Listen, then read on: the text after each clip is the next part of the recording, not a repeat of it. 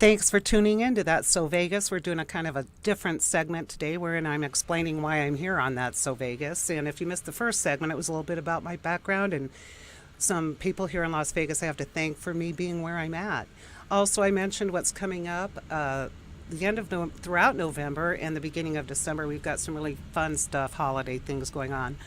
I left off to where I had actually worked here in Vegas as a professional in media and then gone to stayed home to become a mom and tried to get back into the business, and it was tough.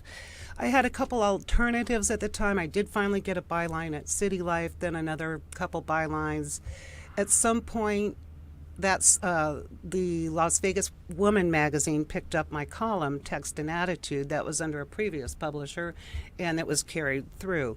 I still wanted to write like crazy, and I had founded the Vegas Fine Arts Salon, which was a charity, and I believe it was the first person to put the three arts under one roof. I had three musicians, three authors, three artists, and I would host these gala events, and I raised money for Safe Nest and also the very first Vegas Valley Book Festival. That was very time consuming, and I wasn't really getting the satisfaction of writing. And just so happens that my oldest sister, you know how older sisters are, Jane Kircher, said to me, why don't you write about your sailing adventures? You've been in hurricanes, you've had this happen, you've had that happen.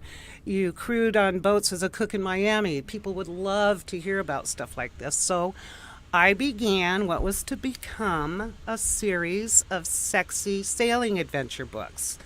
And when I started to write it, and I had kept journals, like I said, I can't help but write, and I'm going back over all of my journals, and I thought, I'm going to fictionalize this because I wanted my character, Quinn Ann Kerrigan, to go do people in places I only dreamed about.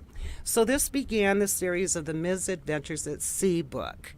And the first book is you meet the character, and the critics loved the book. Kirkus called it a sexy, thrilling ride, and it is based loosely on some of my experiences, but again, I let my imagination fly, and now we're getting into the book end of it, and I wanted stuff to talk about today, and you should only talk about what you know about, so I do know a bit about book publishing. The first book, I actually had an agent. I had gone to every workshop, paid the money, flown to Reno, every single thing that they advise you to do when you go on the internet to look at how to become a published author. I actually got an agent. She was wonderful, loved the book, saw the potential for the series, and then they signed Buzz Aldrin, and they were doing his biography. So she said, if you do not mind waiting a year before we get to you, I'll take the book. And being an Aries, I didn't want to wait. I was trying to finish The Devil's Valet. I had the second series in the book going. So she said it wouldn't be a bad idea to self-publish. And it is not a bad idea to self-publish. Nowadays especially, but this is about 10 years ago. What I didn't realize when I did go and self-publish is that the publishing company didn't have what is called a buyback policy. So once my book was printed in hand, I had boxes of copies in the garage. Then I discovered that no local bookstore would take my books. I didn't have a buyback policy. If they didn't sell, they couldn't sell them back to the print house. Well, rather than lay down and take that, I decided to go out and create my own venues. So I created events at like Brighton store. We had wonderful events there. They were so wonderful to me. Talbot's, all these at the Green Valley District. I printed posters. I printed bookmarks. I did all my own marketing. I wrote press releases. I submitted them. And when I was doing all that active marketing, the book sold. But I found I didn't have time to finish writing the other books. So that was a lesson to be learned. If you do not have a buyback policy, you do not get into the major bookstores. Time moved on, and now everybody, of course, I also wanted, excuse me, I don't mean to confuse you, but I wanted to do this electronically. But at the time, Kindle was just starting, and the publisher couldn't make a dime off of a Kindle book, so they didn't allow me to do that. I did get other contracts. I had other things going on. I ended up pulling all of these books off of traditional publishers, and they are now available on Kindle. And personally, Christmas is coming up. If you want to give somebody with the greatest gift of all in my books, it's, in my eyes, it's to buy them a book. These two are beach reads. They're not War and Peace. This one is a corker. This is The Devil's Valet. Kirkus Reviews said it was worthy of a Lifetime movie, and I knew when I was writing it, it was a corker. I also got commissioned to write in Las Vegas Noir, and that was a paid commission. A book in which a New York publisher asked a local editor to pick 16 of the best writers in Las Vegas and have them submit a short story. So wouldn't you know, the worst and the only, I can honestly say, but the worst review I ever got in my life was by a local editor on my little piece called Bits and Pieces. So it was a scathing, horrible review, but I can't help. I still like the character. I think the critic would have been more honest had he said that it just kind of sticks out, not like the sore thumb, but for a noir book, that little short story I did was more like a murder mystery. And I love the character. I'm going to develop her out someday into a novel that will scare the living pants off of you. So there's a little bit of my history. During this period of which I was trying to get bylines, I blogged a lot. Here's another tip for people who want to become authors or TV show hosts. All of this is part of a path that we go on in life. And what's interesting, when I was sitting down putting this segment together this morning, I could kind of see all the paths and the people and how I got to be sitting here doing That's So Vegas on network TV.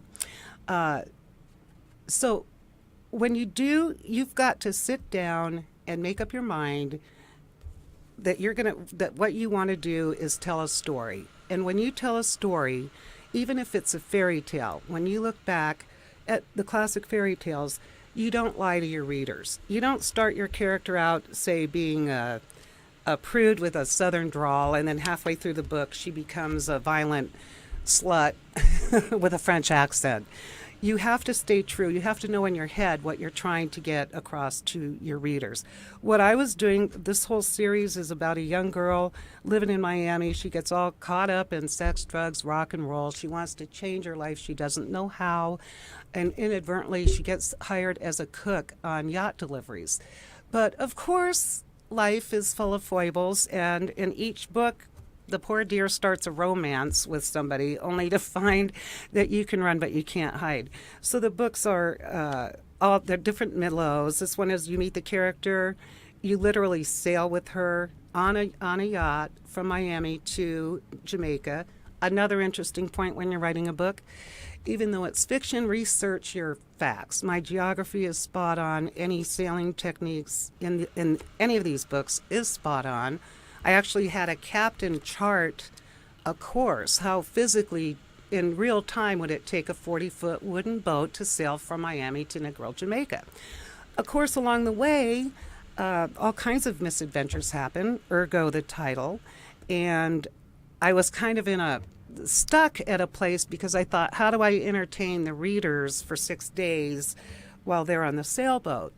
And I figured my way out of that one by having each new character that she meets. She had never met any of the crew, my character Quinn, prior to getting on the boat. So in the crossing, I have the characters tell their life stories while they're on watches.